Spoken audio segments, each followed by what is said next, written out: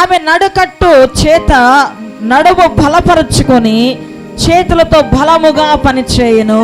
தன்னை பலத்தால் இடை கட்டிக்கொண்டு தன் கைகளை பலப்படுத்துகிறாள். ఆమె తన కోసము పని చేసుకుంటున్నట్లుగా బైబిల్ మనకు చెప్తుంది. அவள் தனக்காக வேலை செய்யும் பைபிள் தெரிவிக்கிறது. రెండవదిగా 12వ వచనం మనం చూస్తే, இரண்டாவது 12వ வசனத்தை பார்த்தால் ఆమె తన భర్త కొరకు పని చేస్తున్నట్లుగా చూస్తున్నాం. அவள் தன் கணவருக்காக வேலை செய்வதை பார்க்கிறோம். ఆమె తాను బ్రతుకు దినములన్నీ అతనికి మేలు చేయను గాని కీడేమియు చేయదు.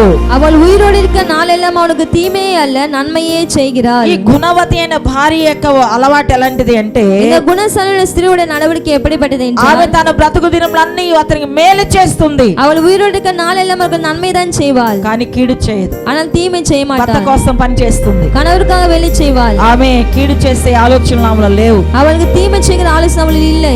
అర్థమైందా? புரிகிறதா? ప్రియమైన వారిలో మూడవదిగా మనం గమనిస్తే, பிரியமான மூன்றாவது நாம் பார்த்தால், తన ఇంటి వారి కొరకు పని చేసే స్త్రీగా మనం చూస్తున్నాం. தன்னுடைய வீட்டுள்ளவர்களுக்காக வேலை செய்கிற ஸ்திரீயை போல் நாம் பார்க்கிறோம். 15వ వచనం మనం చూస్తే, 15వ వచనத்தை பார்த்தால், ఆమె చీకటితోనే లేచి తన ఇంటి వారికి భోజనం సిద్ధపరచును, తన పని కత్తెలకు భత్యము ఏర్పరచును.